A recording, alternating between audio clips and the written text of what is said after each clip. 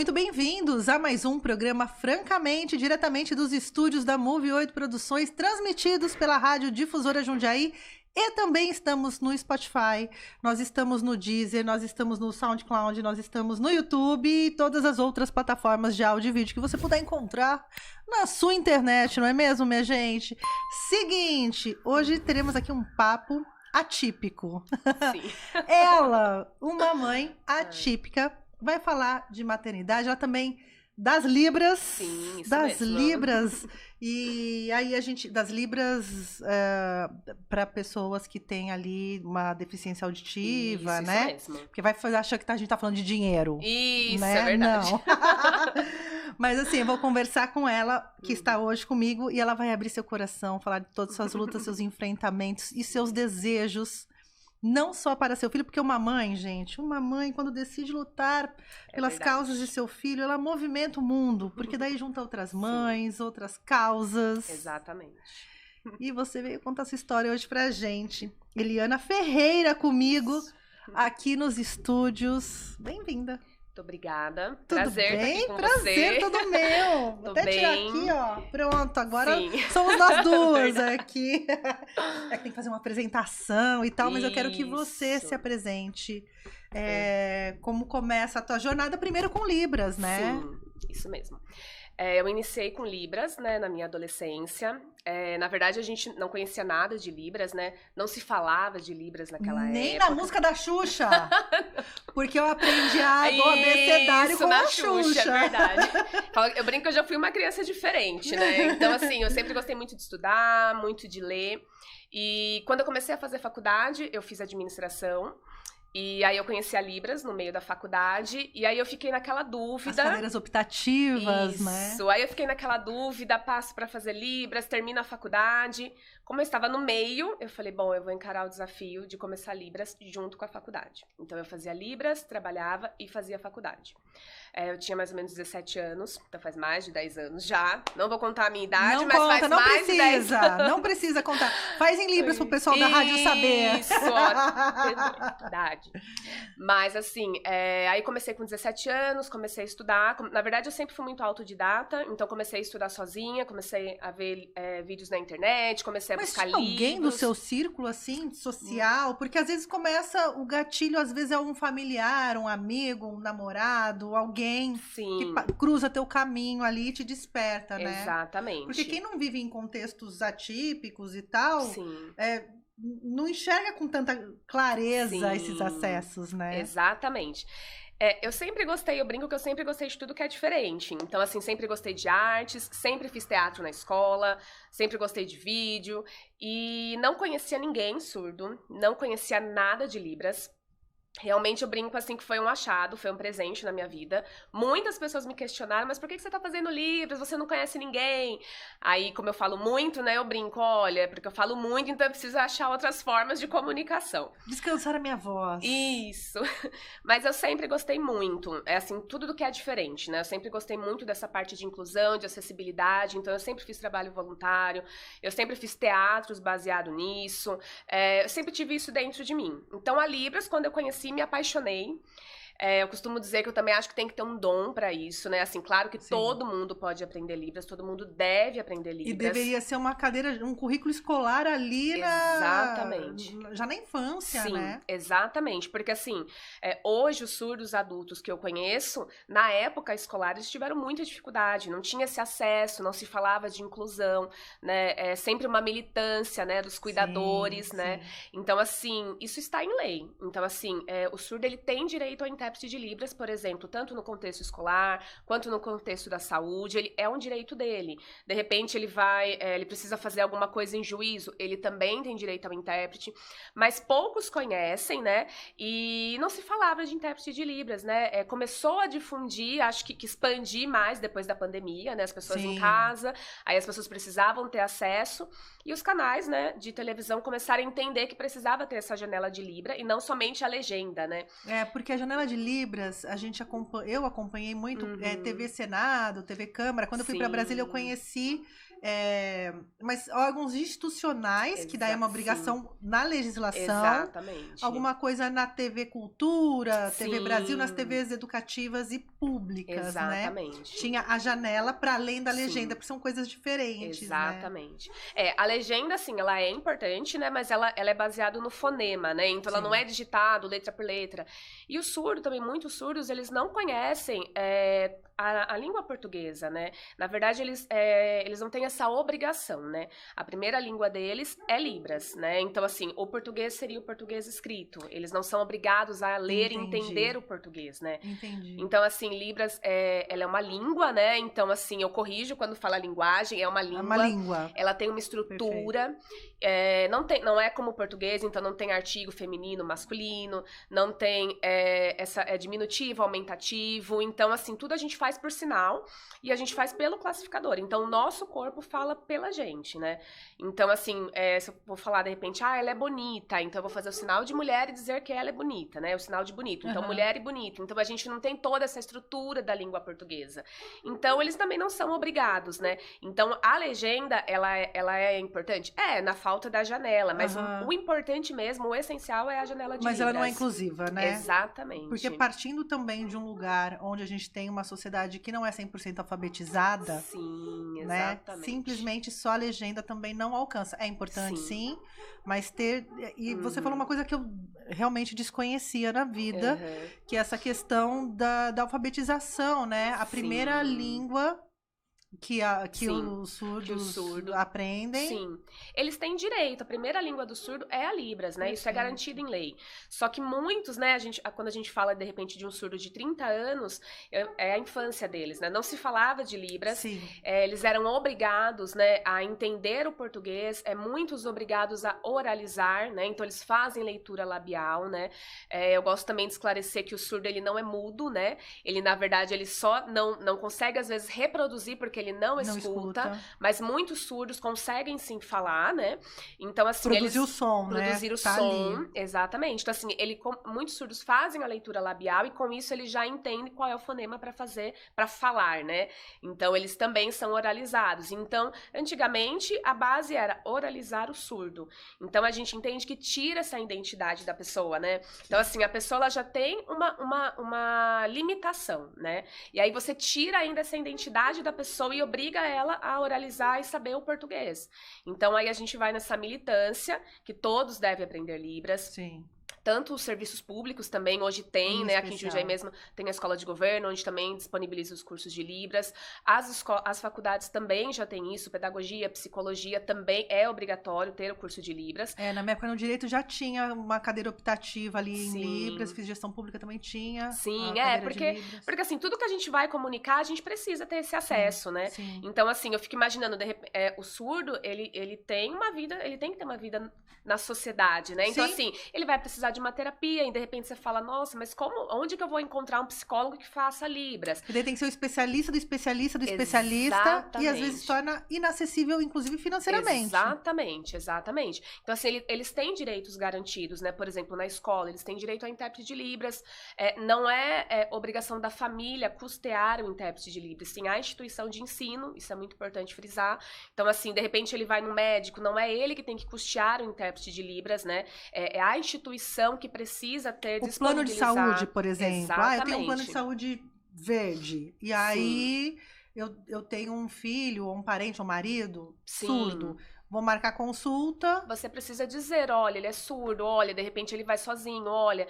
Porque muitas pessoas desconhecem os seus direitos, né? Então, às vezes, não consegue ter esse acesso porque não conhece os seus direitos. Simplesmente que não conhece. Aí, se você não aciona, também não é a instituição que vai falar, vem cá, que eu tenho esse serviço. Isso, exatamente. Ninguém vai fazer isso, né? Então, assim, aí quando eu comecei a fazer Libras, eu comecei também essa militância. Então, assim, tudo que era relacionado ao surdo, deficiência auditiva, fiz após também em Libras, educação para surdos, então fiz vários cursos de teatro para entender esse contexto de Libras no teatro, porque não é só, de repente, a interpretação falada, né? A gente faz interpretação de uma obra, a gente faz interpretação de um jornal, a gente faz interpretação de uma imagem, de um vídeo, às vezes que não tem som, a gente precisa explicar para ele toda aquela natureza, né? Todo o contexto. Então, a gente precisa estar inserido, né? Nesses espaços, Sim, né? sim. E o surdo, assim, Libras também é a mesma coisa. Ele não tem a quantidade de palavras que tem no português, então a gente usa os classificadores, né? Às vezes você vai, né, tá assistindo televisão e fala, nossa, parece que ele tá fazendo mímica, né? Na verdade, isso se chama classificador, então a gente usa o nosso corpo para comunicar, né? A gente usa os movimentos para comunicar. Então, todos precisam ter esse acesso. Então, assim, aonde eu tenho a oportunidade de falar, eu comento sobre isso.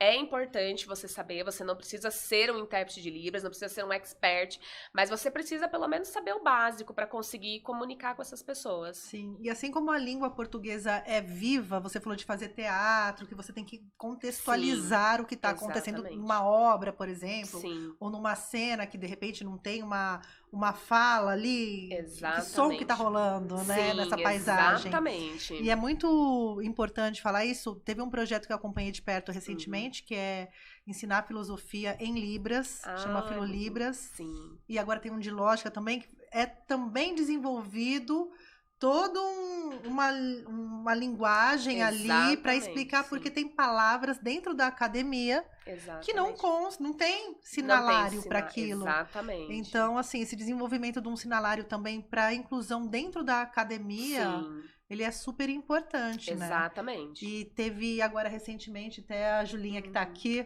fez lá, trabalhou com a gente na festa da Uva em Louveira, todos os shows. Piseiro, os meninos ali fazendo, eles estudam a música para desenvolver e coloca o corpo para jogo. Exatamente. No dia do show do Raça Negra, o cara foi dançar junto, porque eles ficaram impressionados, porque aquele componente em cima do palco virou parte do show e assim, o intérprete se entregou. Exatamente. Porque não é só fazer o que a música tá cantando. Exatamente. Que som é esse que tá tocando, né? Exatamente. E esse pagode anos 90, e esse piseiro. E eu achei maravilhoso aquilo, porque você sai da televisãozinha, do quadradinho ali da TV, e aplica na vida real, e você vê o quão imenso é esse universo, né? De se expressar mesmo, né?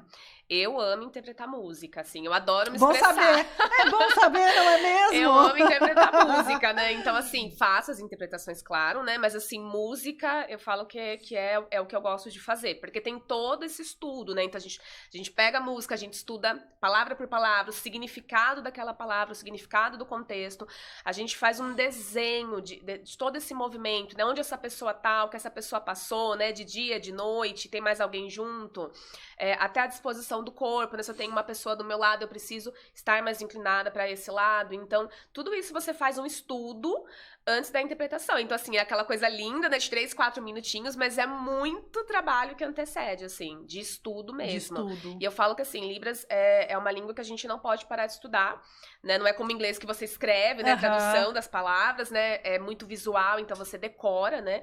Então, assim, é um estudo que você nunca para, assim. Você sempre tem que estar aprendendo coisas novas. Assim que surge um conteúdo novo, você também precisa se atualizar. Por exemplo, o Covid, né? Quando surgiu, não tinha sinais para isso, então a comunidade surda, ela se junta, ela faz esse sinal tanto para doença, para tudo aquilo que tem no contexto, e aí ele começa a difundir aquele sinal para as outras comunidades. Onde decide isso? Excelente.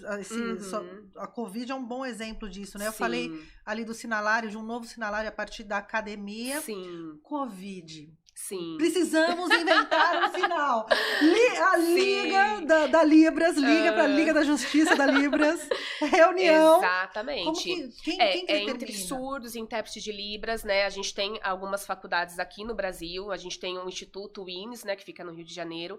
Eles também têm esse trabalho, então assim, eles se juntam à comunidade surda e aí criam esse sinal. Então é sempre o surdo, a comunidade surda que cria. Participando dessa construção. Exatamente. O intérprete, ele vai auxiliar nessa criação quando você vai fazer a interpretação, por exemplo, para um aluno, para uma pessoa específica, que nem você comentou de filosofia, provavelmente deve ter sido o intérprete, né, para entender. Por quê? Porque você tem uma demanda, você tem uma matéria e você tem um público específico. Então, junto com aquele público, você falar, olha, tal palavra vai ser esse sinal, tal palavra, ou esse contexto vai ser esse sinal. Porque é um contexto mais técnico, por exemplo, né? E aí você foge do trivial do dia a dia, que os pactos e os sinais já estão acordados. Exatamente. Né? E você entra num outro lugar ali. Sim. que precisa ser desenvolvido, né? Sim, Até para trazer essa inclusão, né? Porque imagina, se você não tivesse intérprete de Libras Uhum. dentro da academia, qual seria a produção científica em cima Isso. desse tema? Exatamente. Né? Que se não Sim. fosse você, por exemplo, Uhum. dentro da faculdade, olhar para Sim. isso e se desenvolver, né? Exatamente. Porque assim, a gente acha que essa militância, Uhum. a gente precisa atuar em causa própria, né? Sim. Só, simplesmente. E aí vem um Exato. lugar de empatia e de posicionamento no mundo, Sim. essas pessoas estão aqui, elas existem, né? Como eu posso Exatamente. contribuir para os Exatamente. acessos, né? Isso é super importante, assim, Sim. né? Esse lugar de não estar atuando em causa própria, mas estar Exatamente. lutando por esse espaço, né? Hoje é muito normal, a gente vê em especial em shows, né? Sim. Shows grandes, assim, com intérprete. Exatamente. Virou meme até a coitada moça de Libras da Rihanna. Sim. Que o show é frenético. Enfim, tem todo... Exatamente. E como Show que- de rock, show de né? rock. Também. Que tem que ser muito expressivo, né? Porque eles precisam entender o som, né? E às vezes não dá pra entender, né? Isso. Às vezes é meio complicado entender ali. Você É já verdade. inventou? Lembra que teve um caso de uma mulher que tava de intérprete de Libras, de algum político num Sim, contexto... sei lá, na inventou ONU, sinais. Exatamente. Você tem já teve tudo que inventar isso. um negocinho ali só pra dar uma... Não, mas assim, é difícil, né? Porque, principalmente, eu interpretava numa faculdade aqui em Jundiaí, né? E às vezes os professores falavam isso pra mim, nossa, mas como que acontece, né? Às vezes a gente tá falando tão rápido e você interpreta. Aí eu falava assim, olha, na verdade, assim, você fala... É fração de segundos, né? Você já busca o sinal na sua cabeça, ou de repente, essa palavra não tem esse sinal, aí você vai trocando até você entender o contexto. E quando realmente você não encontra o sinal, você não encontra um contexto, e você precisa fazer aquela interpretação, a gente vai fazer o que a gente chama de datilologia, que é o A, B, C, a gente vai soletrar, né? Fazer a datilologia daquela palavra, e depois você vai explicar o contexto. Então, assim, se você não lembrar, porque acontece do intérprete de Libras esquecer sim, né? E então a gente usa datilologia e depois a gente explica o contexto. Entendi. Então não é certo inventar mãozinhas ali em eventos, entendeu? Que depois descobriram que a mulher nem era intérprete. Exatamente. Eu vi esse vídeo. E as pessoas que não conhecem acreditam, né? Porque ela Claro. realmente estava incorporada no personagem. Tá, baixou ali a intérprete de Libras e a mulher, ela acreditou nela. Eu admiro que ela acreditou no potencial dela. Exatamente. Achei de uma ousadia, gente. Uma ótima atriz, né? Uma ótima atriz, contratem, inclusive. Verdade. E aí, esse teu caminho com Libras, você ainda faz, você ainda é intérprete de Libras, você trabalha ainda neste mercado? Porque tem crescido o mercado, Sim. né? Cada vez mais se fala de acessibilidade, cada vez mais Sim.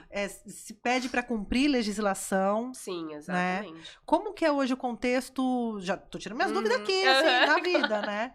Quero saber duas coisas muito pontuais. Como que o aluno hoje de Libras está inserido na escola? Ele copia matéria? Não sei, tá na moda copiar matéria? Não, né? Não. Não tá na moda. Na minha época já era difícil. Não, mas assim, eu brinco que é um aluno como qualquer outro. Então a gente também tem isso, né? Um código, né? Do intérprete de Libras, né? Sim. Então, assim, nesse período que eu interpretava nessa faculdade, eu interpretava para uma aluna de publicidade e propaganda. Então, assim, a gente tinha as limitações. Então, de repente, na hora de uma prova, eu interpretava para ela e posicionava em sentido ao professor. Não entendi de novo. Eu explicava novamente para ela e me posicionava Se não na passava direção. cola. Não podia, não Gente, passava eu sou uma cola. péssima pessoa, gente. Eu já pensei aqui de ajudar a menina a passar de ano assim, ó. Não, eu não passava cola. Camila, se ela tiver, quando ela vir, né, eu vou conversar com ela, ela vai lembrar disso. Então, assim, na verdade a gente tenta proporcionar o ambiente mais fácil possível para o aluno. Então, assim, essa aluna, né, ela era oralizada, ela é oralizada, ela tinha o português corretíssimo, então ela me perguntava, tem vírgula, não tem, ponto, exclamação. O surdo não é obrigado, tá? A forma que ele escrever, o professor, ele precisa entender, ele precisa aceitar, e o intérprete de Libras está lá para isso, para explicar o que... Para mediar essa relação do professor com o aluno. Quis dizer. Então, assim, a gente recebe a matéria antes, a gente faz os estudos também de todos os slides, de todas as matérias, para no momento da aula a gente fazer a interpretação e no momento da prova. A gente não recebe prova com antecedência, é tudo no momento mesmo. Tem toda essa questão. Gente, uma dica pra juventude. Aprendam Libras pra passar cola. Sim. Você quer um bom motivo pra aprender Libras? É isso, às vezes eu brinco, eu falo assim, gente, vocês têm que aprender Libras pra gente conseguir se comunicar sem precisar falar. Sem passar papel, olha o risco, o papel deixa a prova. Sim, exatamente. Libras, você baixou a mão, acabou, gente. Exatamente. É isso. E eu brinco muito, eu falo, todo mundo tinha que aprender Libras pra gente poder se comunicar. Sim. Me diz uma coisa, nós temos Libras Língua Brasileira de Sinais. Tá. Tem Libras em inglês? Tem sim. Como que pergunta aí? Tem Libras em linguagem brasileira de sinais? Tem inglês? Temos sim. Na verdade, então assim, a Libras a gente fala então que é uma língua, né? Porque Sim. do Brasil. Os sinais, eles podem também ser alterados de região para região. Então, de repente, região sudeste faz um sinal, a região nordeste faz outro sinal para mesma. Isso! Amei. Exatamente. Então, tem sinais regionais e também tem as outras línguas de sinais. Por isso que a gente fala línguas de sinais. Então, assim, os outros países também têm a sua linguagem própria, com sinais diferentes. Então, o sinal que você vai usar nos Estados Unidos é diferente do sinal que você vai usar aqui no Brasil. Cama. Cama é uma cama. Cama é cama. Em todo lugar do mundo. Sim. Tem palavras que são sempre as mesmas, né? Mesmo Principalmente quando você usa o Unidos. classificador, exatamente. Um sinal que eu acho que é universal, que todo mundo conhece, é esse sinal. Que é o I love you. I love you, eu achando aqui que eu tava a roqueira no Você rolê. viu, Tá também. aqui, ó. Aí tava aqui a invocação do mal, não. I love you. Isso daqui, you. se você usar nos Estados Unidos, se você usar aqui em qualquer lugar do mundo que você fizer esse sinal, o surdo já vai saber que é I love you, que é eu amo você, e o intérprete de Libras, quem tá no contexto do surdo, vai saber o que significa. Esse é um sinal que a gente usa muito. Outro motivo para aprender Libras, que você vai se virar melhor em outros países com alguns sinais. Isso, você vai exatamente. O quê? Aprender que ama em várias línguas do mundo, entendeu? Exatamente. Então tem gestos, sinalários parecidos, embora são línguas diferentes. Exatamente. Desenvolvimentos diferentes ali, né? É porque quando você pensa em objeto, né? O objeto não muda, né? Isso, e exatamente. aí é muito... Imagina cada país inventar um sinalário para o mesmo objeto, né? Exatamente. E aí, assim, como é a comunidade surda que cria esses sinais, então realmente cada local vai ter um sinal diferente. Você já aprendeu Libras em outras línguas? A gente precisa para falar isso. Vou achar um lugar melhor para eu me expressar em Libras. Mas você já trabalhou com intérprete de intérprete, assim? Que é Libras mais o inglês, mais o espanhol? Quando a gente vai interpretar uma música em inglês, eu pego essa música em inglês, faço a tradução para o português e aí eu aplico a Libras. Você faz 2 trabalhos já? Sim, 2 trabalhos. 2 cachês para ela, por favor. 2 trabalhos. A gente tem que ter esse cuidado. Então, você pega, faz a tradução e aí você faz a interpretação. A mente vai fazendo aqui, assim, Sim, ó. Coisas que você não pensa no seu dia a dia. A intérprete de Libras tá traduzindo pra você. Exatamente. E ainda tá interpretando. Sim, exatamente. Uma carreira artística toda na sua vida. É isso. Você canta bem? Você dança bem? Eu falo que a única coisa que falta fazer é cantar. Eu falo, não tenho esse dom pra cantar. Adoro dançar, adoro fazer teatro. Mas cantar, eu brinco que eu não tenho esse dom. Acho que não tenho, né? De repente, vai que eu começo a fazer um curso. Né? Pensou? Viu? Sim. E aí, você nesse trabalho, nesse seu caminhar, nessa militância, você vai se deparando também com essa sociedade também aberta a discutir essas causas. E quando você materna? Sim. Porque eu abri aqui falando que era uma mãe atípica. Exatamente. Aí perguntei, você tem filho surdo? Ela falou não. Exatamente. Então, essa militância veio antes. Sim. Esse espírito de empreender dentro dos acessos, ele é seu, é genuíno. Sim. Eu falo que é uma missão de vida, né? Eu adoro trabalhar com tudo que tem relacionado à inclusão, ajudar outras pessoas. Eu gosto de fazer isso, eu tenho prazer nisso. E aí, fui caminhando com a questão, né, da surdez, a questão da Libras, abriu várias portas para mim, conheci várias pessoas. Lembro que na época fiz uma interpretação pro TEDx, vi que vai ter aqui em Jundiaí, já estou seguindo a página. Bom saber, ó. Rafa, eu fiz a interpretação do TEDx em São Sebastião. Que legal. Sim, foi a primeira intérprete num espaço aberto. E aí fiz as interpretações, depois tem também no YouTube, se você pesquisar lá Mila Guedes, tem uma interpretação que eu fiz para a plataforma dela, do TEDx São Sebastião, então ela falou também sobre acessibilidade, né, a Mila Guedes é publicitária, cadeirante, então ela também milita por isso, então fiz essa interpretação para ela, conheci outro rapaz também que chama Guilherme Riso, na época um adolescente, né, ele tinha ganhado, ele e os amigos dele, um prêmio da Google, por fazer um aplicativo para autista. Nunca ia imaginar que futuramente conheceria esse universo, né? Então, conheci ele. Ele também tinha feito um dispositivo de som tátil para o surdo. Então, daí eu comecei a trabalhar junto com ele. Na verdade, esse dispositivo foi a minha tese de pós-graduação em Libras. Então, a gente testou esse dispositivo com um aluno da faculdade, né? Então, era uma pulseira, né? Um dispositivo de uma pulseira. E conforme o som acontecia, vibrava. Então, tinha 2 motores. E ele vibrava em intensidade, para ver se era mais alto ou mais baixo, grave ou mais agudo, e a direção. Porque, às vezes, o surdo, acho que é muito importante também falar sobre isso, né? A gente tem o deficiente auditivo e a gente tem o surdo, né? Em diversos graus, inclusive a surdez profunda, a surdez severa. E, às vezes, alguns surdos, mesmo com o aparelho, mesmo com o implante coclear, ele não consegue ouvir o som, né? Muitos ouvem o som, ruídos, né? Mas não consegue identificar, de repente, se é um barulho de moto, se é um barulho de avião. Não distingue. Exatamente. Então, essa pulseira, ela foi um dispositivo, né? Que a gente testou e deu certo, para direcionar onde estava tendo esse barulho. Então, dentro da faculdade, minha aluna usava, e aí ela conseguia entender, olha, o barulho tá vindo do lado esquerdo, do lado direito, tem um carro passando, olha, do lado tem esquerdo, uma pessoa chamando. Sim, alguém bateu a porta, olha, o som tá mais baixo, tá mais alto. Então, a gente conseguia trabalhar com ela nesse aspecto, né? Porque às vezes a gente só ficava assim, som, né? Som da caixa, às vezes eu pedia pra ela colocar a mão na caixa de som pra entender o ruído de som, entender esse som. Porque eu fui num evento no Ibirapuera, desculpa te cortar, mas um evento no Ibirapuera que era sobre acessibilidade há muitos anos, tem uns 20 anos. E aí, era tudo sensorial. Foi 2005, há 5 anos atrás, tá? Mas assim, era todo sensorial e eu lembro que era como se fosse uma festa. Era uma festa, som forte, rolando e tal. E aí tinha coisas penduradas. E o piso era vibratório, então as pessoas sentiam pelos pés. Você entrava descalço e tal, e você sentia a música nos pés, que era uma plataforma que vibrava de acordo com a música e tal. E aí tinha outros dispositivos ali para vários tipos de... para acessibilidade, quando a gente fala acessibilidade, tem, né? São tantas, é um guarda-chuva. É um guarda-chuva. Mas foi um projeto de inclusão que aconteceu no Ibirapuera, e eu lembro muito da coisa do vibrar. Sim. Né? Porque o som... o som você não pega, você não vê. Não, você vê. Sim, você pega, exatamente, você você sente, né? E eu acho que o som é isso, né? Ele transmite isso, né? A gente escuta uma música e aí a gente já consegue vários sentimentos a partir daquela música, né? Então, é sempre por isso que eu gosto muito de interpretar música, porque eu falo assim, o surdo, ele precisa entender, né? Que se a música é mais lenta, mais rápida, agitada, não é a intensidade. E tem um direito de música, gente. É um direito básico, vital. Você tem direito de respirar e de ouvir música, de ter acesso à música. Sim. E os surdos, se você for conversar com surdos, a grande maioria vai dizer pra você, olha, eu não gosto de música, ou assisto pouca TV. Por quê? Porque não tem esses acessos, né? Sim. Então ele vai procurar, de repente, um filme, porque ele vai buscar uma legenda, né?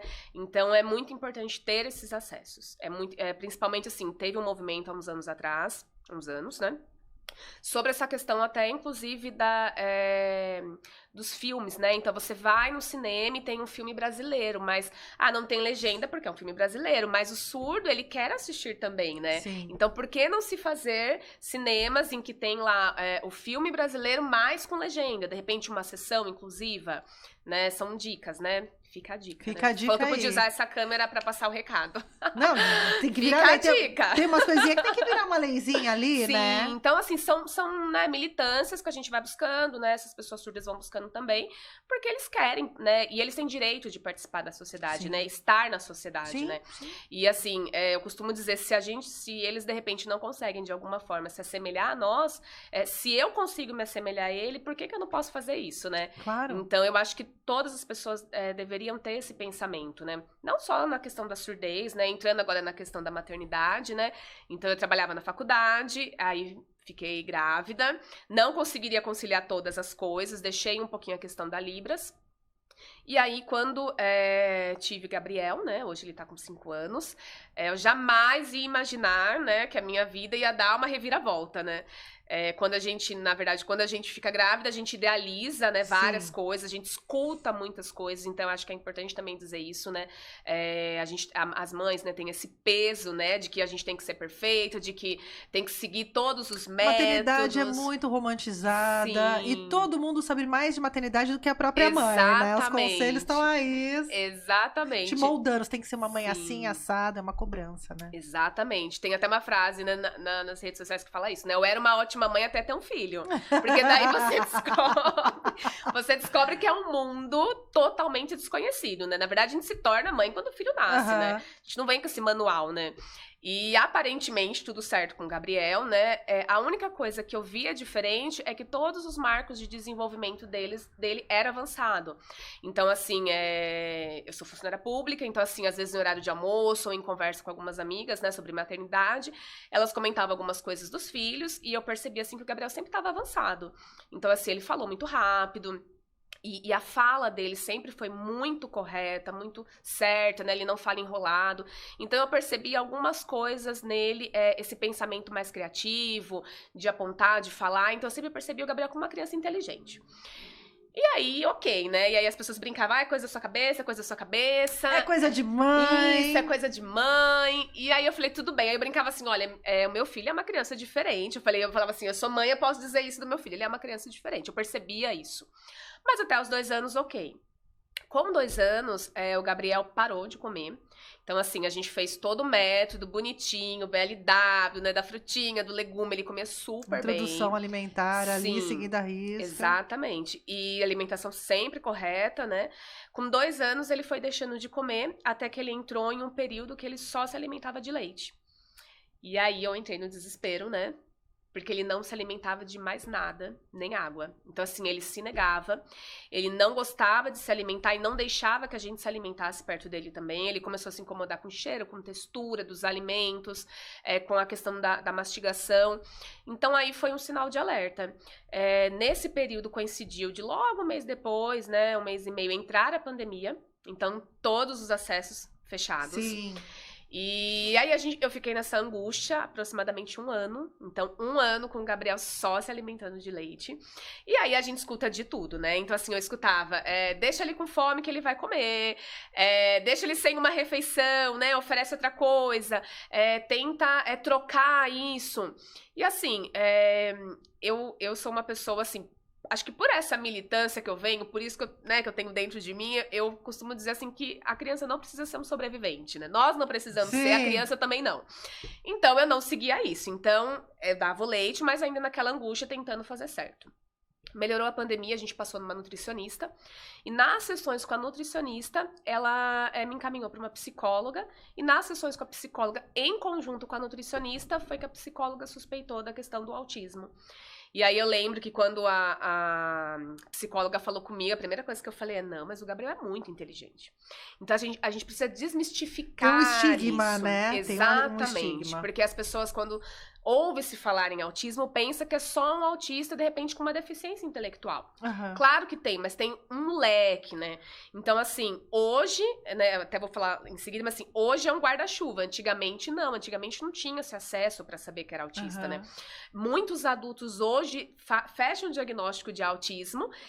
Por quê? Porque antigamente não tinha esses acessos. Então, antigamente, ele, de repente, seria o nerd da escola, ele seria um aluno esquisito, ele sofreria um bullying. E tem o Asperger também, né? Que tá ali, que tem um espectro, né? Tem várias... Exatamente. Várias abas, níveis, assim, vários né? níveis, exatamente.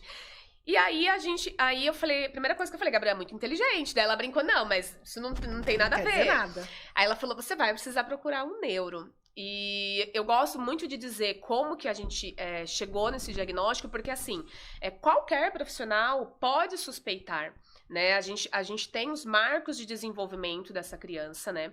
Então, assim, se a gente falar de um autista, de repente, nível 2, nível 3, a mãe, ela vai perceber, de repente, olha, não falou na idade, né? Porque existe um período, né? Correto, não andou, né? De repente, não tá se alimentando direito, não tá pegando, não tá olhando, não tá apontando, né? Não tá fazendo essa troca de comunicação entre os pares. Então, assim, primeiro de tudo, os pais percebem, né? Então, assim, se vocês percebem, sigam o coração de de vocês. Eu acho que não custa passar por uma avaliação neuropsicológica.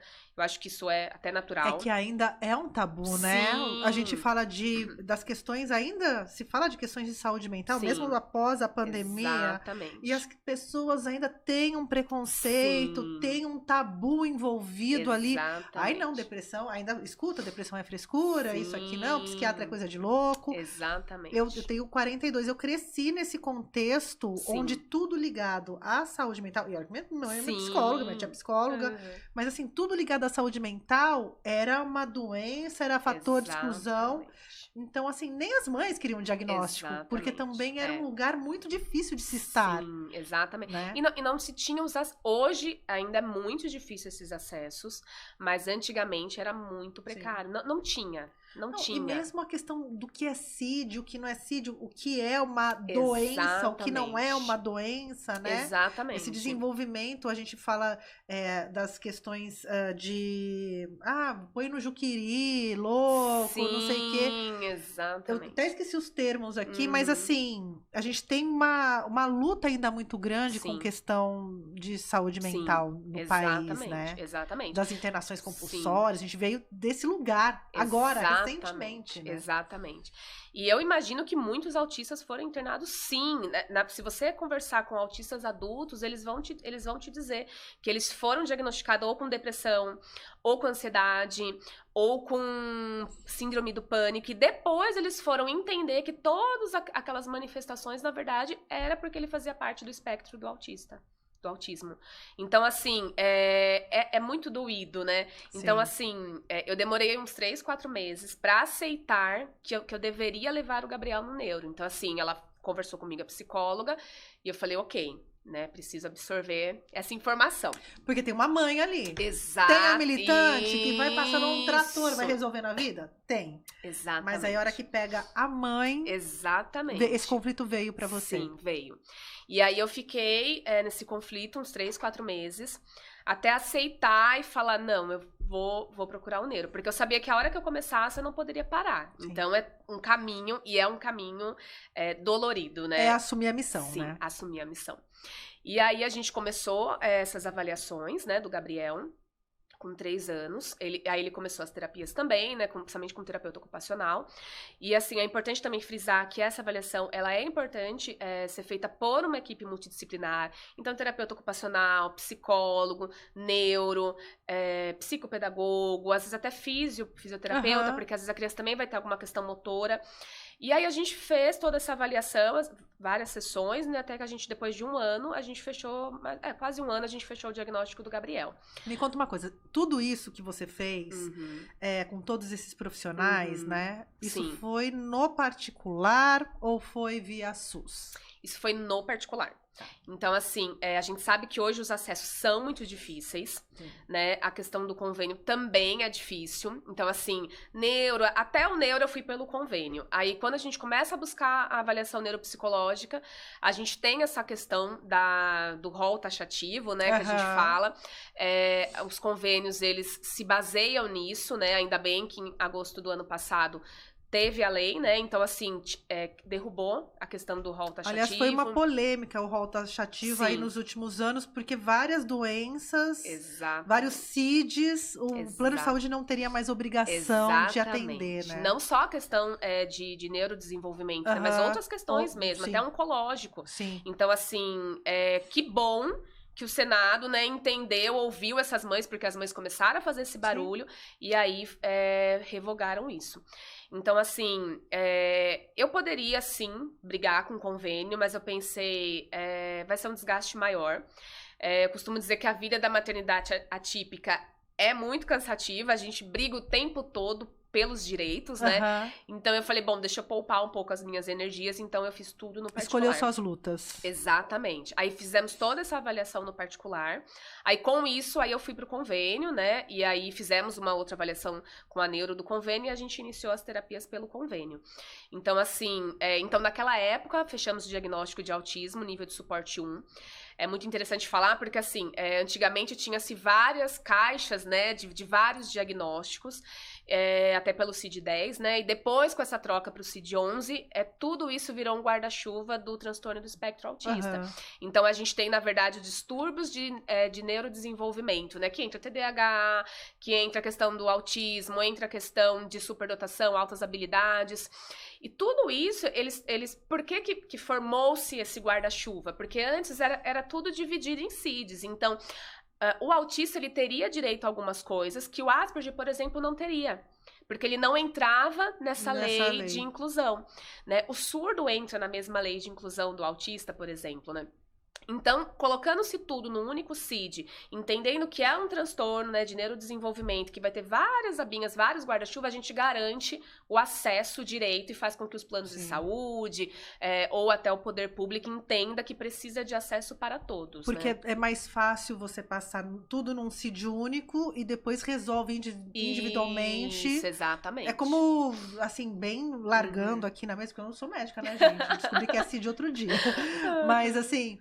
É como se você fosse colocar um CID para cada tipo de câncer, por exemplo. Isso, exatamente. Né? Que daí, esse é 1, 2, 3, 4. Isso. E assim, e tem um leque exatamente. De possibilidades ali. Sim. E para fazer política pública e para legislar é mais fácil que tenha. Exatamente. Né? Porque você não entra no critério qual que é mais importante, qual que é menos importante. Porque tem isso também, né? Sim. O Asperger... não, o Asperger convive, tá aqui tranquilo, então ele não vai ter direito, não vai ter acesso. Exatamente. Né? E assim, é muito importante isso que você falou, porque quando a gente fechou o diagnóstico do Gabriel, ele tinha 3 anos e meio, e naquele momento, a neuropsicóloga já observou que o Gabriel tinha altas habilidades, mas a gente não podia fechar um laudo pela questão da idade. O que são altas habilidades? Porque você estava falando que ele era uma criança que estava ali à frente. Eu fui misturando os assuntos, não, né? É tudo o mesmo assunto. Eu tô pegando aqui, ó. Tô prestando atenção no que você tá falando, menina. Tô prestando atenção na conversa. Porque você falou que nas conversas sobre maternidade, logo que ele nasceu, os marcadores, os indicadores ali, os marcadores, eles estavam à frente da faixa etária, da idade que se esperava, né? Exatamente. Altas habilidades... tem a ver com esse desenvolvimento que ele teve ali o Gabriel hoje seria considerado um Asperger, né? O Asperger, né? Que tem várias pessoas que falam de vários jeitos. Mas, assim, ele seria considerado um Asperger. Mas como agora tudo está incluído no transtorno do espectro autista, então ele tá é coberto. autista. Então, ele é autista nível 1 de suporte, com TDAH, né? Principalmente essa questão da hiperatividade do Gabriel, com altas habilidades. Eu acho que a questão do TDAH, a gente vai, daqui 5, 10 anos, a gente vai conversar muito sobre isso ainda. Sim, porque a galera tá se autodiagnosticando. E mãe que tem filho agitado, não, tem TDAH. Isso, assim, é tão perigoso isso. Exatamente. É muito importante a avaliação neuropsicológica, é muito importante a avaliação multidisciplinar. Porque daí, só não enquadra, é muito bagunceiro na sala de aula. Às vezes é uma criança que precisa fazer esporte. Sim, né? exatamente. E aí medica. Exatamente. E aí medica, não, dá aqui uma Ritalina. Pra ficar mais calmo. Exatamente. Então, assim, é importante dizer isso, né? Porque, assim, o autismo, ele tem níveis, né, de suporte, né? Então, assim, antigamente, né, a gente falava uma criança... Antigamente, não. Ousem dizer que até nos dias atuais, né? Claro que pra educação e saúde, o autista de suporte nível 1, a gente já tem um entendimento maior. Mas para a sociedade ainda vai ser aquela criança, de repente, birrenta, ou de repente a mãe que é muito passiva, né? A gente escuta muito isso, né? Uma criança agitada. A gente vê coisas na internet da mãe com a criança no chão e assim, todo mundo, olha essa mãe, não sei o que, julgando aquela mãe que tá ali com uma criança que tem o seu próprio tempo de lidar com o universo, com o mundo, né? E é muito importante frisar isso. Então, assim, hoje Gabriel é autista nível de suporte 1. Por que a gente milita tanto na questão do diagnóstico e na questão da intervenção precoce, né? A gente fala muito sobre a questão da neuroplasticidade. Então, até os 6 anos, o cérebro, tudo ainda está se moldando. Então, assim, é muito importante, se você detectou, se você tem um diagnóstico, você já conseguir ter acesso às terapias logo no início. Por quê? Porque há mais chances dessa criança, de repente, nível de suporte 2 e 3, transitar para o nível de suporte 1. Então, quando você recebe um diagnóstico, não significa que seu filho vai ser autista nível 2 para o resto da vida, ou para o nível 3 ou nível 1.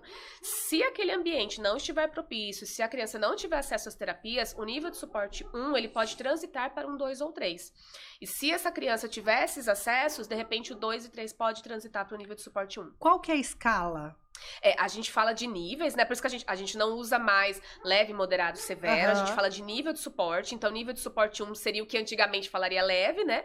O nível de suporte 2, o moderado. E o nível de suporte 3 seria o severo. Tá, são 3. O que significa isso? Nível de suporte 1.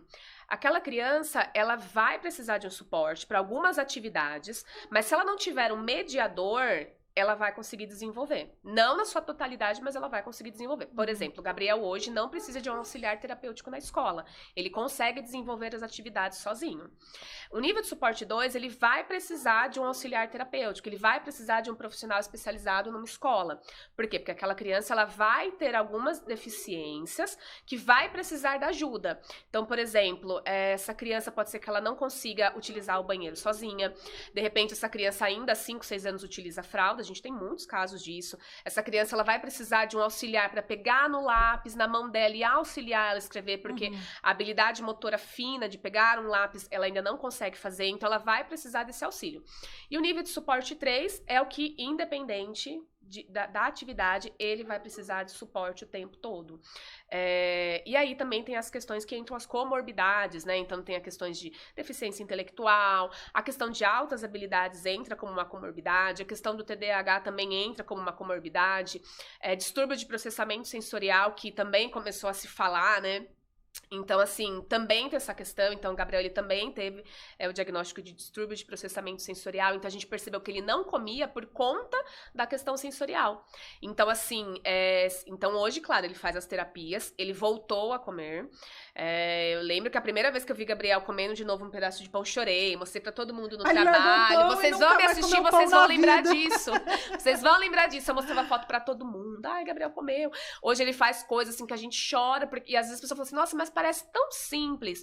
Mas para uma maternidade atípica, o simples, assim, é uma vitória. É uma vitória. Então, assim, de repente, nossa, conseguiu levantar a calça, conseguiu amarrar um tênis, né? Conseguiu falar. Tem autistas não verbais. Então, assim, tem mães que elas contam a angústia dela de nunca ter ouvido o filho falar mamãe, por exemplo. Então, assim, é angustiante.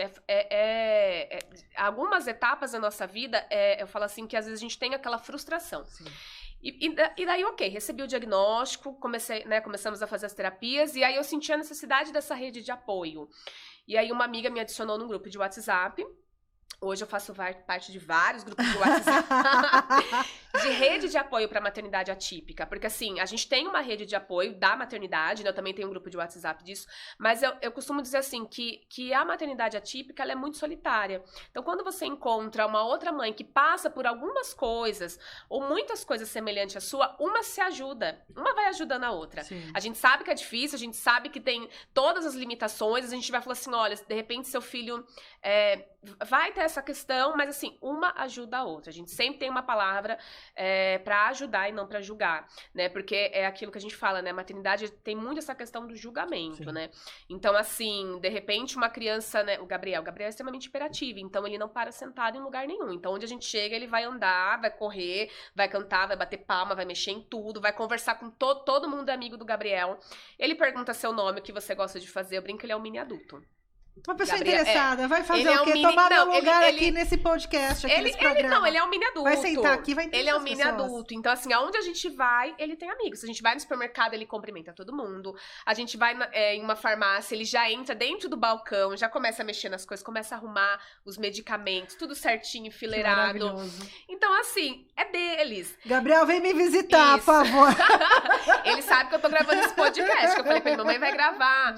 Então, assim, é deles. E eu acho que a inclusão é isso, né? A gente precisa entender que a inclusão é eu colocar essa pessoa na sociedade, essa pessoa começar a conviver comigo, né? Eu preciso entender que o autista, ele pode se moldar e aprender alguns comportamentos? Pode, mas ele funciona de maneira diferente. E eu preciso respeitar isso, né? E aí a gente veio nessa militância. As mães vieram com essa angústia em relação à saúde, em relação à educação.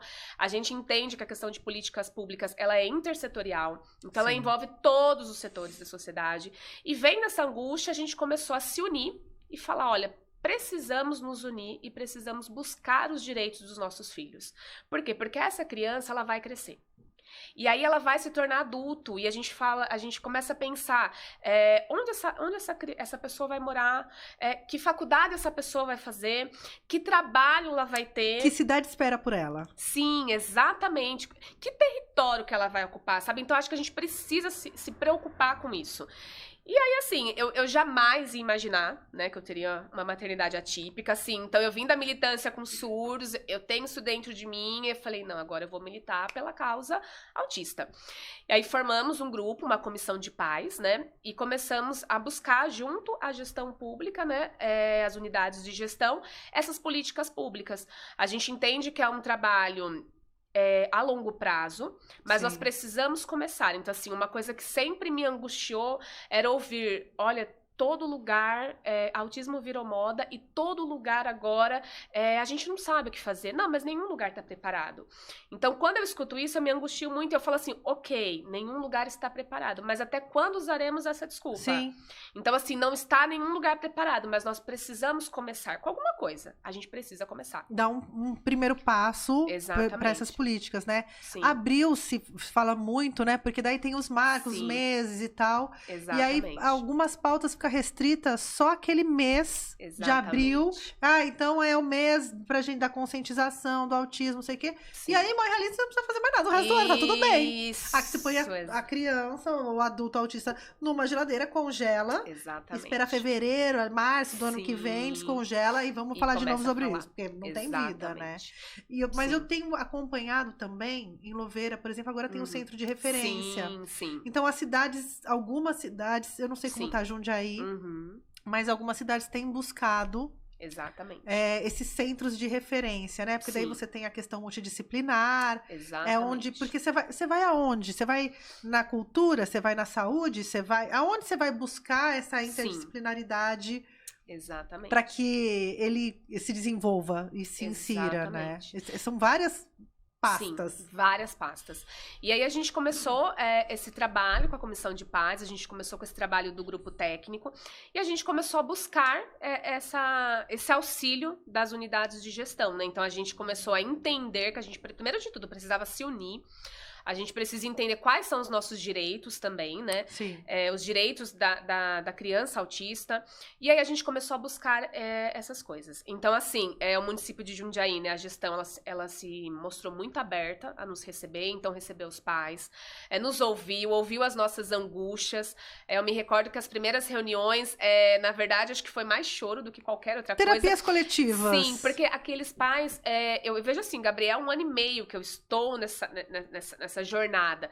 Há pais que vêm 30, 40 anos, então, assim, eles precisavam falar, né? Então eu acho que é isso, assim, a gente também precisa entender que há momentos, assim, que a questão atípica, a questão da maternidade atípica, a questão de tudo que a gente ouve falar, depressão, ansiedade, a questão do surdo, a questão do autista, eles precisam falar. A gente precisa entender que eles precisam falar, né? É o famoso desabafar. A gente precisa ouvir. Precisamos desabafar. Sim, e a gente precisa ouvir, entender. Porque às vezes é uma coisa muito simples, assim. Então, assim, eu vejo mães pedindo coisas simples, né? Então, assim, eu costumo também dizer isso. O básico para um filho, né, para uma criança típica, né, neurotípica, é escola, educação, esporte, lazer. O básico para uma criança neuroatípica é muita coisa. Então assim, saúde, mas qual plano de saúde? É escola, mas qual escola vai aceitar meu filho? Sim. Sabe? Vai ser educação, vai ser esporte, lazer, mas quais locais aqui em Jundiaí está preparado para receber o meu filho? E uma questão que a gente parte muito desse lugar dos acessos, obviamente pensando no dinheiro. Qual o plano de saúde? Mas a gente tem que usar os equipamentos públicos. A gente tem que lutar dentro do SUS. Porque, gente, não tem um transplante de órgão neste país que não aconteça sem dinheiro do SUS. Pode estar no Einstein. Quem vai pagar é o SUS. Então, assim, a gente precisa também, para além de cobrar planos de saúde, que eu acho que é importante porque você está pagando, né? Cobrar também as políticas públicas que alcancem mães que sequer têm condições de identificar. Exatamente. Porque pensa, né, numa mãe periférica que tem 2 empregos, que trabalha fora, que não tem uma rede de apoio. Exatamente. Né? Ou às vezes deixa com a avó, né? Uma pessoa mais velha também, com menos acesso ainda. Exatamente. E como você busca uma coisa que você desconhece? Você começa por onde? Exatamente. Como que a gente começa a falar disso? Sim, Né? Como que a gente começa a fazer essa rede, também sim. pensando nessas mães de outras camadas sociais, né? Exatamente. Imagina, se a tua luta, que é uma mulher esclarecida, Sim. que estudou, que tem Uhum. conhecimento, Sim. mas que foi mãe também, de sentir essa Exatamente. dor, de ter que Sim. enfrentar essa luta, Exatamente. se já é difícil, Sim. né? Eu brinco muito que eu falo assim, né? Às vezes as pessoas falam, ah, mas existe o luto, né, da maternidade atípica. Eu acredito que a maioria das mães não teve nem tempo de Não sentir dá o luto, tempo. porque você recebe o diagnóstico num dia, no outro dia eu tava atrás do convênio, né? E eu não entendia nada desse universo. Então, assim, a gente começa a pesquisar, a gente começa a buscar. Se você falar com os pais de crianças neuroatípicas, você vai ver que a maioria deles são formados. Porque, assim, eles buscam isso, porque a gente entende, assim, essa criança, ela precisa desse acesso às terapias. Hoje a gente fala sobre a terapia ABA, né, que é a análise do comportamento aplicada. É uma ciência, então é comprovado que dá certo. E os pais, eles começam também a se especializar na questão do ABA, né? E o ABA, ele não é só utilizado por autista, ele pode ser utilizado em RH, ele pode ser utilizado na educação, ele pode ser utilizado na saúde. O que significa o ABA? Eu começo a ver o seu comportamento, a partir do seu comportamento eu vou elencar o que precisa ser adaptado, melhorado, e eu vou começar a fazer aplicações com você para que você tenha aquele comportamento esperado. Fazer o ajuste. Então isso você vai usar em qualquer fase da sua vida, em qualquer espaço que você tiver. Que são os estímulos também, né? Sim. Assim, a gente tá falando aqui de pessoas atípicas, né? Sim. Mas pensa, pra gente, no dia a dia, exatamente, a gente já precisa desse ajuste fino sim, dentro do trabalho, dentro da escola. A gente tá o tempo todo se moldando e se adaptando, exatamente, né? Imagina, então, uma pessoa atípica, ou neuroatípica, né? Sim. Que só precisa ser um pouquinho mais estimulada. Exatamente. E assim, você até usou uma frase muito importante, porque assim, hoje o que a gente percebe? Então hoje tem mais esse diagnóstico, né? Muitas pessoas falam, o autismo virou moda. Na verdade é porque existem esses acessos ao diagnóstico, Sim. né? E hoje ainda a gente percebe que a taxa é maior em meninos. Por quê? Porque as meninas, a mulher, ela se camufla, né?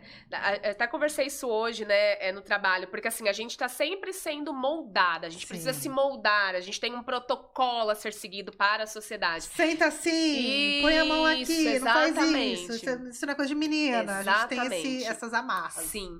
Então, a menina neuroatípica, tem mulheres que vão só descobrir depois na fase adulta mesmo. Por quê? Porque a gente vai camuflando isso. E aí, né, as pessoas falam, mas hoje em dia todo mundo é autista. Sim, a gente fala de uma frase, né? Na verdade, a gente fala de um termo que é o fenótipo ampliado do autismo. Então, assim, todos nós temos características, né? Sim. De repente, você não gosta de som alto, de repente, eu não gosto de sol, eu não gosto de uma textura, eu não gosto de uma etiqueta numa roupa, né? Então, assim, a gente tem essas características, mas o que vai determinar a questão de se é autista ou não, por isso que a gente fala que não tem meio autista, né? Ou você não é até que ponto aquilo vai influenciar no seu dia a dia e no comportamento, na troca entre pares. Então, assim, hoje o Gabriel, ele não tem perda, questão social, ele socializa muito bem, ele conversa, ele fala, mas assim, o mesmo tipo de conversa que ele vai ter com você, por exemplo, ele vai ter com uma criança menor do que ele. Então, assim, então essa troca, ela acaba não existindo, né? O Gabriel, ele tem uma rigidez cognitiva muito grande, então, assim, o que a gente falaria que são as pessoas metódicas, perfeccionistas, então, assim, ele tem lá o squeeze dele, o prato dele, a coberta dele, ele tem que apertar o botão do micro-ondas, ele tem que ligar... Acho justo, sabe? Gabriel. Então, assim, e ele é muito independente. Tem então, o kit dele ali, ninguém mexe nas coisas. E ele é extremamente rígido e tem a questão da seletividade alimentar. Por outro lado, por ter a questão de altas habilidades, o Gabriel, ele aprendeu a ler e a escrever sozinho, com 4 anos. Então, assim, a gente não estimula ele. Ele vai perguntando e já decorou. Ele é muito visual. Então, se ele te perguntar, se você falar, se ele olhar, ele já decorou. Já sabe. Ele já sabe. Então, ele aprendeu a ler, escrever sozinho, né? No trabalho, o pessoal brinca muito. Falou assim, a gente vai chamar o Gabriel aqui pra jogar xadrez com a gente, pra resolver um problema, porque ele joga xadrez no celular. Ele joga ele faz caça-palavras. Então, assim... Gente! Então, assim, ele faz contas matemáticas. Tem um velho no corpo deste menino. Eu brinco tem pra uma ele. pessoa Eu brinco. ali. Eu falo assim, filho, você tem uma alma velha. Eu falo. E assim, os termos. Então, assim, ele usa o português corretíssimo. Se você falar errado perto dele, ele te corrige. Se você falar uma conjugação de verbo errada, não importa quem seja, ele corrige. Sabe? Então, assim, ele é muito inteligente, né? Muito avançado pra idade dele. Por isso que fechamos com a questão de altas habilidades, só que ele tem essa questão comportamental. Então, assim, ela precisa ser trabalhada. Então, hoje o que precisa ser trabalhado? A questão comportamental. E a gente entendeu que então a gente entra na questão também da vulnerabilidade. Então, existem famílias que não têm esses acessos e que também vão precisar do SUS. Hoje, eu não utilizo, mas eu não sei futuramente se, de repente, Gabriel vai utilizar, se a gente não sabe o dia de amanhã. Então, porque o SUS eu nem falo só por quem não paga um plano de saúde, mas por programas nacionais. Por exemplo, programa de vacinação.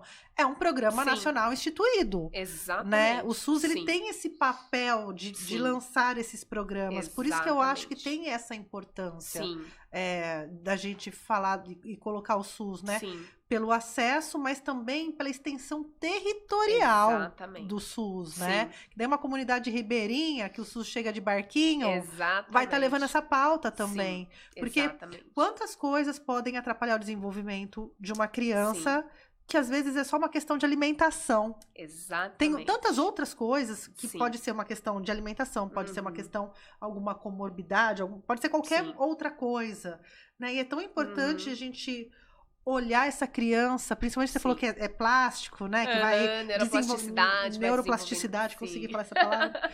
Tô aprendendo palavras novas aqui hoje. A Fono vai amar. Mas assim, essa questão da criança ter o direito de melhorar o que pode no seu desenvolvimento. Exatamente. Né? E eu acho que assim, a gente não pode, a gente não pode tirar esse direito. E a gente começou a lutar por isso, né? Então, assim, a gestão ela se mostrou muito aberta. A gente tem feito reuniões quanto comissão de paz, quanto equipe técnica. Tem se pensado, né? Não posso dar spoiler, mas tem se pensado em questões para a saúde, tem se pensado em questão para a educação, principalmente a formação dos profissionais. Né? Os profissionais precisam saber, né, o que é autismo, né? Quais são as características, né? Como eu vou conter uma pessoa numa crise, porque tem autistas que gostam, por exemplo, tô numa crise, de repente você vai abraçar, de repente você vai conter, tem autista que já não gosta, Gabriel entra em crise, ele não gosta que abrace, que chegue perto dele. Passamos por isso também num grande evento ali em Louveira, que a criança fugiu dos pais, e aí ficou todo mundo correndo atrás da criança, tentando pegar a criança, parecia um jogo de rugby, aquele negócio, porque todo mundo passava, tentava pegar, e a menina correndo, e aí depois de muitas e muitas horas, de um desespero, porque imagina 25 mil pessoas no lugar, uma criança. Desespero, desesperador. E depois a mãe falou que estava, mas assim, ninguém sabia, ela não estava com o cordãozinho. Então, absolutamente ninguém sabia o que estava acontecendo ali. E a gente ficou correndo atrás de uma criança para não se perder. E a criança estava no meio de uma crise. E a gente não tinha condições nenhuma de identificar. Exatamente. Né? Teve outras crianças que foram e que estavam com o colarzinho. Aí, né, a gente, tudo bem, barulho, tudo, né? Sim. A gente vai ali, a mãe falou, não, tudo bem, por isso que eu trouxe, quer ver e tal. Enfim, então a gente vai adaptando quando a gente também é avisado, né? Exatamente. Mas essa menina eu lembro muito, assim, de ela, ninguém conseguia encostar nela. Assim, exatamente. E assim, quando eles entram em crise, eles entram mesmo bem em estado primitivo. Eu falo muito sobre isso, porque é uma questão de defesa, né? Quando a gente se sente em perigo, a gente vai ter duas defesas. Ou você vai atacar, ou você vai fugir. Sim. E o autista também é isso. Então, quando ele entende que aquilo é uma situação de perigo, ou de repente ele se desorganizou de alguma forma, ele vai tentar se proteger de alguma forma, ele vai precisar se regular, né? Então, assim, o Gabriel, ele se regula sozinho, ele não gosta que a gente abrace, que a gente chega perto, não adianta falar com ele, né? Você tem que explicar numa crise, o autista não entende, não adianta você falar nada pro autista numa crise, ele já se desligou, é como se ele se desligasse, e aí depois que ele se regula, é o momento que você vai trabalhar e vai conversar com ele. Então, assim, pensando em tudo isso, a gente começou a trabalhar essas questões de políticas públicas. A gente tem várias coisas acontecendo aqui na cidade, no município. Tem muita coisa boa vindo, né? Essa questão da formação, a gente entende que é algo essencial, né? Isso vai ser aberto também para os pais, né? Depois vai ser mais para frente divulgado. E aí a gente começou a se deparar com outras questões. Então, assim, a gente entende saúde muito importante, tem muita coisa acontecendo. Educação também, muita coisa acontecendo. Mas esse autista, ele vai crescer, ele vai precisar de um emprego, ele vai precisar de uma formação. E muitas famílias também deixam os seus empregos para cuidar da criança. Esse é um outro ponto que eu queria entrar com você, porque tava falando o quão custoso é você se dispor, você falou, aí não ia dar conta, maternidade e tal, né? Exatamente. Aí você deixou a Libras ali pro lado. Sim. A maternidade, ela cobra da mulher. Exatamente. Que a mulher faça escolhas. Sim. Né? Isso é verdade. Só grande parte. Exatamente. Né? Maternidade atípica, um tanto quanto mais, porque existe uma dedicação quase que exclusiva. Exatamente. Né? E tem essa questão, como sobrevive? Exatamente. Como vive? Mães atípicas, como vivem, do que se alimentam, onde trabalham? Exatamente. Né? E mais pra frente, e essa pessoa, esse cidadão? Exatamente. Então, assim, se você for... existem estudos para isso, né? De taxa de suicídio, né? De maternidade atípica. A gente vê taxas também... Tem esse dado ele entra? Ele entra, eu não vou conseguir te dizer assim exato, não, nem quero o número, mas sim, assim, mas quando ele tá sinalizado é porque a amostra é grande. Exatamente. Então, assim, a taxa de suicídio, taxa de depressão, de ansiedade, e aí a gente começa a perceber que na estrutura familiar, né, entre o marido e a esposa, é a esposa que vai deixar, de repente, o trabalho para cuidar do filho. Porque a mulher na sociedade, ela tem dado a ela de presente esse lugar do cuidar. Exatamente. Vai cuidar do filho, vai cuidar dos pais, tem um parente doente, é a mulher que tá nesse lugar do cuidar, né? Exatamente. E aí você começa a perceber que daí elas querem empreender de alguma forma, elas começam a fazer coisas, artesanato, bolo, doce, só que elas não entendem que aquilo é um empreendedorismo. Elas não entendem isso, né? Muitas, né, fala bico, de repente tá no WhatsApp, né, e fala, olha, eu acho que aqui não é espaço, mas tô vendendo isso. Não, é espaço para você. E aí, com essas conversas de WhatsApp, a gente entendeu que a gente precisava também trabalhar com essas mães, com esse cuidador atípico, entendendo toda essa logística atípica, porque assim, hoje Gabriel faz terapia todos os dias numa clínica, mas há crianças que faz 40 horas de terapia AB, então assim, é em clínica, é em casa, é na escola. 40 horas é basicamente uma jornada de trabalho. Sim, exatamente. E assim, o que o psiquiatra, né, por exemplo, do Gabriel costuma dizer é que assim, a família ela precisa viver o ABA, né? Então, assim, o que você aprende na clínica, por isso que fala muito da ciência ABA, né? Então, assim, o terapeuta, ele vai trabalhar com seu filho, ele vai trabalhar com a família também, né? Por isso que é importante ter esses marcos, mensurar curto, médio e longo prazo, ter essas avaliações, estar escrito, a gente precisa saber a evolução dessa criança. E aí, entendendo tudo isso e todas as demandas dessa mãe, que deixam seus trabalhos para cuidar da criança. Muitas não conseguem trabalhar, por quê? Porque a escola não consegue dar conta dessa criança. Sim. Então, a mãe é chamada, né? Ou às vezes essa criança fica 1 hora, 2 horas na escola e ligam para a mãe para ir buscar, para diversas coisas, né? Por isso que a gente está trabalhando também com a questão de saúde e educação. Mas a gente falou, olha, a gente precisa fazer algo focado para essa mulher. Até pela questão, assim, dela se sentir na sociedade, né? Porque muitas deixam, por exemplo, de se cuidar. Né, eu brinco assim muito com as pessoas. Eu falo, olha, eu posso estar do jeito que estiver. Se eu não estiver maquiada, aí acabou. Aí você pode ter certeza que eu tô mal. Aí eu desisti. Porque eu acho que a gente precisa estar bem com a gente mesma, né? Sim. Então, assim, a gente precisa disso. Então, assim, eu sempre falo, sabe, para as pessoas, olha, precisa se cuidar, precisa ter um tempo. É difícil encontrar um tempo na maternidade atípica, sabe? É muito difícil você ter um tempo pra você. Mas a gente precisa encontrar esses espaços. Eu tenho me policiado para isso, para encontrar esses espaços. Então, a gente entende que essa questão também do comportamento empreendedor vai ajudar essas mães, né, a ter o seu produto, a ter a questão financeira e a ter também a questão da autoestima. Olha, eu estou trabalhando. Porque muitos deixaram empregos fixos, né, a gente tem caso, por exemplo, de uma bancária que deixou, né, essa profissão para cuidar da filha. Então, assim, são casos que tem toda uma bagagem, né, uma escolha e você deixa por outra pessoa. E a escolha é sempre da mulher, exatamente, né? São raros os casos que você vai falar de paternidade atípica do cara. Tem, Deve ter. Sim. Tem. Mas é raro. É raro. Mas o pai que larga o emprego Sim. para viver exclusivamente a difícil. criação, né? Geralmente o pai não larga emprego, larga a mãe. Eu já vi Sim. casos desses acontecendo Sim. bem pertinho de mim, assim, gente, né? Sim, e a maternidade atípica, ela é muito solo, né? Sim. Então, assim, muito casos também de divórcio, né? Porque, Sim. assim, são escolhas, né? Porque daí aquela mulher escolheu ser mãe. Sim. E aí também vem uma cobrança. Cadê a esposa? Exatamente. Né? Para além da maternidade, também tem uma cobrança da casa, da vida que acham que você tem que viver. Sim. Enquanto e mulher. A gente tem que dar conta de tudo, né? Da casa, é marido, é filho, é terapia, é escola, né? Então, assim, são muitas demandas, né?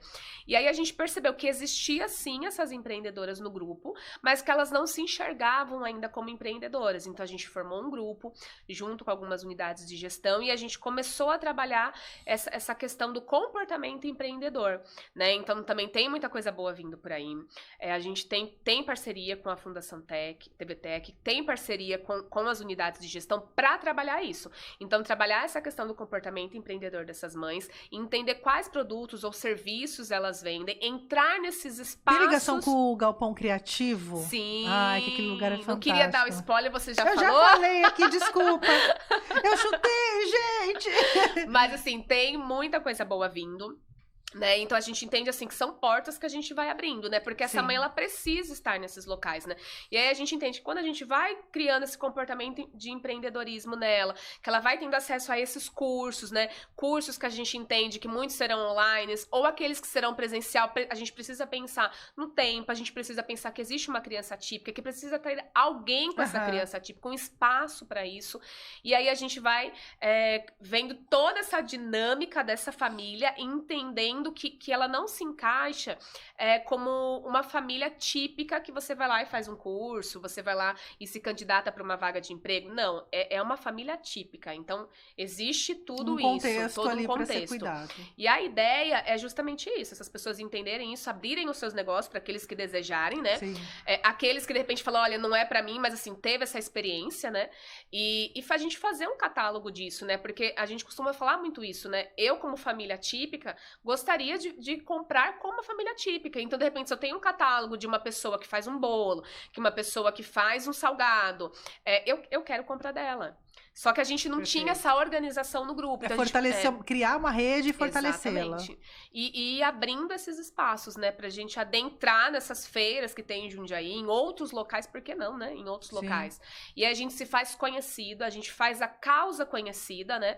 Porque é uma mãe atípica vendendo e a gente tem essa oportunidade de fazer essa troca com as pessoas que estarão lá, né? Explicar sobre autismo, explicar sobre isso, que né? aí passa a ser não só uma campanha de conscientização com data marcada, mas de fato a inserção, né? Exatamente. Porque é também sobre isso, né? Muito bonito falar naquele momento que tá todo mundo holofote naquilo, aí as pautas, né? O jornal usa pauta só para aquele mês. Exatamente. E depois faz aquele apagamento ali até a próxima pauta, né? Exatamente. Então é importante também que as mães se relacionem em sociedade, né? Como que uma pessoa que pode estar adoecida, porque as mães, você falou do suicídio agora, foi uma coisa que me vem, né?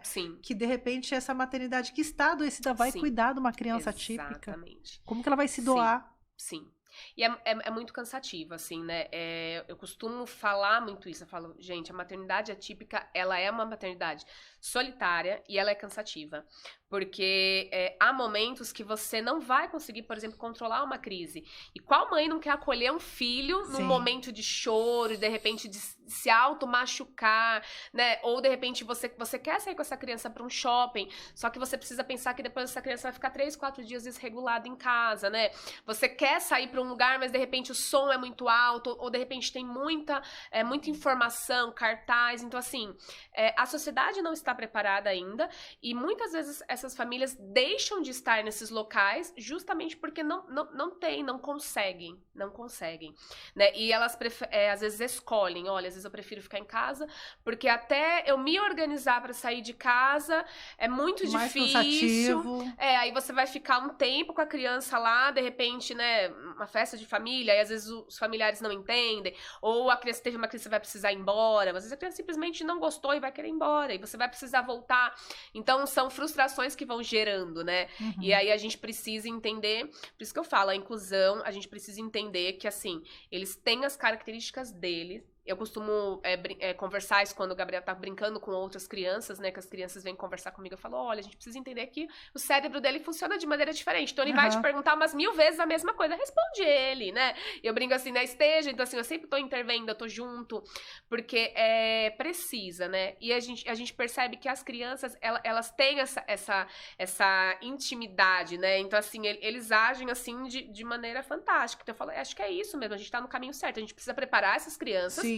Porque eles também se tornarão adultos e eles precisam respeitar os adultos atípicos. Estarão no mesmo mercado de trabalho, estarão nas relações da cidade, né? Mais tarde. E se você não cultiva isso naquela primeira infância, como você vai fazer isso na vida adulta? Exatamente. Você não educa, né? Sim. E nós encontramos uma grande oportunidade, né? Porque Jundiaí é a cidade das crianças. Então, a gente encontrou uma grande oportunidade de justamente colocar as nossas crianças em evidência. Dizer, olha, elas estão aqui, elas existem, né? Elas têm vida e elas vão crescer e a gente precisa que algo seja construído para elas, né? Que maravilhosa. Que lindo, né, essa frase que eu bonito, falei. gente. É isso. Até eu me emocionei aqui. Viu, me conta, onde as pessoas podem encontrar essa rede, dar seus contatos para quem quiser saber um pouquinho mais sobre você, sobre maternidade atípica, entrar nessa rede, porque de repente tem mãe que tá ouvindo aqui e fala... Sim, exatamente. Começa a se reconhecer, né, na história do outro. Sim. Então é importante a gente ter esses canais de comunicação, né? Eu sou uma pessoa que eu uso muito pouco as redes sociais, né? Comentei esses dias que depois do programa eu vou precisar estar mais ativa. Por favor, vamos lá. Por conta dessa correria, né? A gente vai deixando os espaços, né? Mas é importante, sim. Então, assim, eu tenho o Instagram, tá? Que é _ElianaCássia. Pode me procurar, pode enviar um direct, a gente conversa, né? Porque daí a gente pode também adicionar nos grupos de WhatsApp. Sim. Daí você tem essa rede de apoio, às vezes você tá na sua casa, sozinha. E de repente, se você tá vendo ou ouvindo, você pode me acessar, porque daí a gente vai te fornecer essa rede de apoio. Assim, a gente tem vários grupos, a gente tem grupos de maternidade atípica, a gente tem grupo que fala de empreendedorismo, a gente tem grupo de materiais para essas crianças, né? Então, uma mãe ajuda a outra, de repente, eu preciso de uma figura para mostrar que meu filho precisa fazer o passo a passo correto no banheiro, né? Escovar os dentes, abrir torneira, são coisas tão simples, né? Que precisa ter essas imagens, né, pro autista. Então, a gente tem também esses grupos de WhatsApp. Então, é _ElianaCássia. Aí vocês podem me chamar, a gente conversa. E aí a gente vai mantendo esse contato pelas redes sociais, pelo WhatsApp. Maravilhosa. Gente, você também que tá aí, ou pelo YouTube, ou pela rádio, ou pelo Spotify. Se tiver alguma dúvida também, pode entrar em contato aqui com o Francamente. A gente vai encaminhando, a gente vai aí fazendo esses links. Entre você ou alguém que você queira, né, indicar aqui, ou que precisa, compartilhar esse vídeo, porque eu tenho certeza que vai alcançar alguém que precisa ouvir. Sim. Ainda que não seja para entrar no grupo, que não é de Jundiaí, é de fora. Sim. São pautas muito comuns dentro da maternidade atípica, né? Sim. A gente tá falando aqui na cidade de Jundiaí, porém, a pauta se estende por todo o território nacional. Exatamente. Não é mesmo? É isso mesmo. É isso aí, gente. Obrigada, de coração mesmo. Obrigada. Volte sempre. Depois eu quero saber mais sobre essa rede aí. Pode deixar. Vai trazendo novidades. Depois eu volto pra contar as outras novidades. Olha só, começou a dar spoiler aqui. É isso, vai ter que mudar. Já dá o gancho pra parte 2 desse vídeo, né? Verdade. Obrigada demais, viu? Galera, seguinte, gostou do papo? Não se esqueça de se inscrever no canal, deixa seu like, compartilha esse vídeo. Depois a Júlia vai fazer cortes. E eu vou ficando por aqui. Acompanhe a programação da Rádio Difusora. Se inscreva no canal Francamente. Mande pautas pra gente. Fiquem bem, bebam água e tchau. Tchau, tchau. Francamente, com Tainã Franco.